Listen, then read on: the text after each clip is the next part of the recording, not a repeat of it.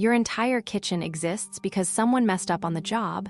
The phone in your pocket, the pills in your medicine cabinet, the sticky notes on your fridge. None of them were supposed to happen. They were screw-ups. Dead ends that someone stubborn enough refused to walk away from.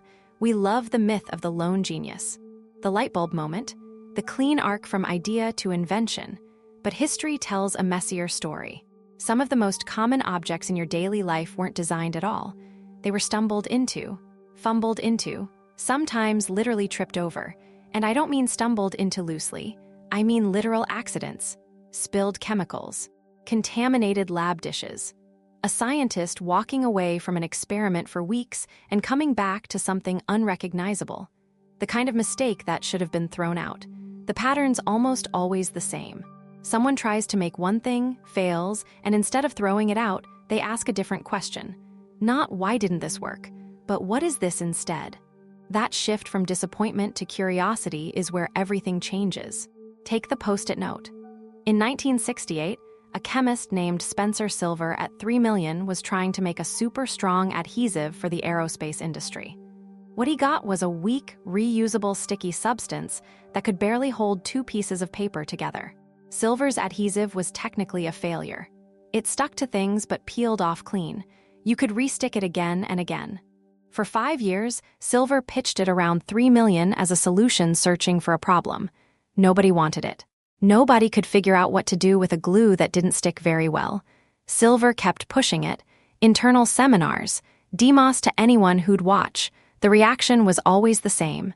Interesting, but useless. The adhesive sat on a shelf year after year.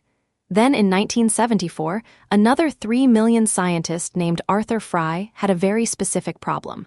Fry sang in his church choir.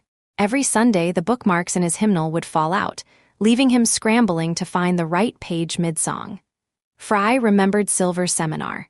He wondered if that week, adhesive could coat a bookmark so it'd cling to the page, but peel off without tearing the paper. He tried it. It worked. And that's when the Post-it note was born.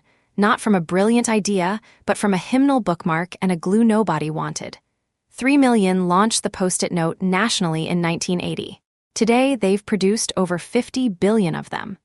A failed adhesive became one of the most recognizable office products on Earth, and it only happened because Silver refused to let his mistake die quietly. But the Post-it is just the beginning. The same pattern shows up again and again in the objects you use without thinking, and sometimes the stakes are far higher than a convenient office supply. Sometimes the accident saves lives. In 1928, Alexander Fleming returned to his lab at St. Mary's Hospital in London after a month-long vacation. He'd been studying Staphylococci bacteria. Petri dishes stacked carelessly all over the place. He hadn't cleaned up. He hadn't sealed anything. He just left. When Fleming came back, one of his Petri dishes had been contaminated with a bluish-green mold called Penicillium notatum. Here's what caught his eye. Around the mold, the bacteria were dead. A clear ring where no staff could survive. Fleming hadn't been looking for an antibiotic. He was studying bacteria.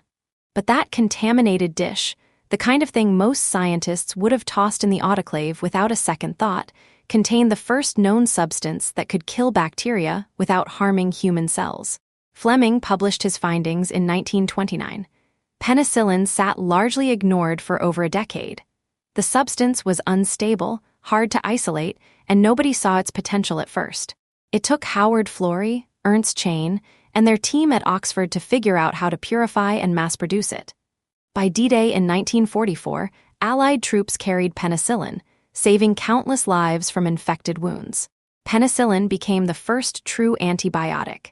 It launched an entire class of medicine that has saved, by conservative estimates, hundreds of millions of lives. And it all started because Fleming didn't wash his Petri dishes and then bothered to look at the mold growing in them. So we've got office supplies. We've got medicine. But what about something even more mundane? Something so ordinary you never think about it? Something sitting in nearly every kitchen on the planet, the microwave oven. In 1945, an engineer named Percy Spencer was working at Raytheon on radar technology. Specifically magnetrons, the vacuum tubes that generate microwave radiation for military radar systems. Spencer was standing near an active magnetron during a routine test when he noticed something strange happening to his own body. A chocolate bar in his pocket had melted. Spencer hadn't deliberately exposed it to anything. He wasn't running an experiment on food. He was just standing in the wrong place at the right time, and microwaves from the magnetron had cooked his snack. But Spencer didn't just eat the evidence and move on. He got curious. He placed popcorn kernels near the magnetron, and they popped. He tried an egg, and it exploded in his colleague's face. Spencer realized microwaves could heat food rapidly from the inside out, something conventional ovens couldn't do. Raytheon filed a patent that same year. The first commercial microwave, the Radarange, came out in 1947. It was 6 feet tall and cost over $5,000. But by the 1970s, compact models reached kitchens worldwide, and the microwave became one of the most common appliances in human history. A melted chocolate bar, a contaminated Petri dish, a glue that wouldn't stick. The pattern is so consistent, it almost feels like a law of innovation. But let's look at one more, because this one might be the most absurd of all. It involves a material so sticky it ruined everything it touched. In 1942, a chemist named Harry Coover was working at Eastman Kodak, trying to develop a clear plastic for gun sights during World War II.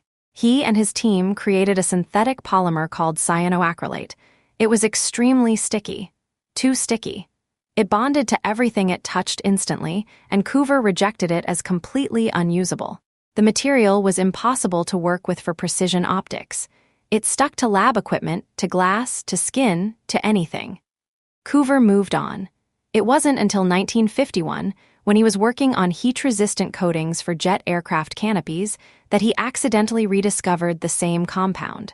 This time, Coover realized that the very property that made cyanoacrylate a failure in 1942, its instant unbreakable bond, was exactly what made it valuable.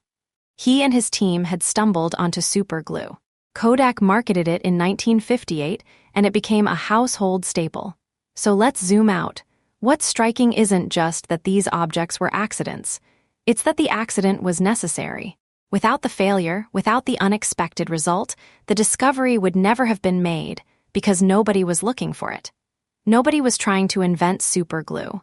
Nobody was trying to invent a weak adhesive. The mistake was the only path. Consider saccharin, the first artificial sweetener.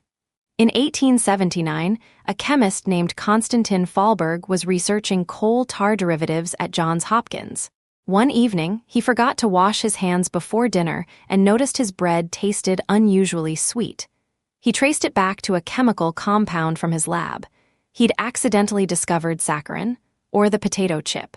In 1853, a chef named George Crumb was working at a restaurant in Saratoga Springs, New York. A customer complained his French fries were too thick and sent them back. Crumb, annoyed, sliced the potatoes paper-thin, fried them until crisp, and sent them out as a sarcastic gesture. The customer loved them. They became Saratoga chips. What every one of these stories shares isn't luck. Luck is winning the lottery. This is something different. It's the willingness to pay attention to the thing that went wrong, to look at the failure and see not waste, but a question, not an error, but an opportunity hiding in the error. Silver's adhesive was useless until Fry needed a bookmark. Fleming's mold was contamination until he saw the clear ring. Spencer's melted chocolate was an inconvenience until he reached for popcorn kernels. The accident creates the opportunity, but curiosity turns it into something real. That's the real invention. Not the mistake itself, but the refusal to ignore it. The next time something goes wrong in your life, maybe the question isn't how do I fix this? Maybe it's what is this instead? Subscribe for more stories about the accidents that built your world.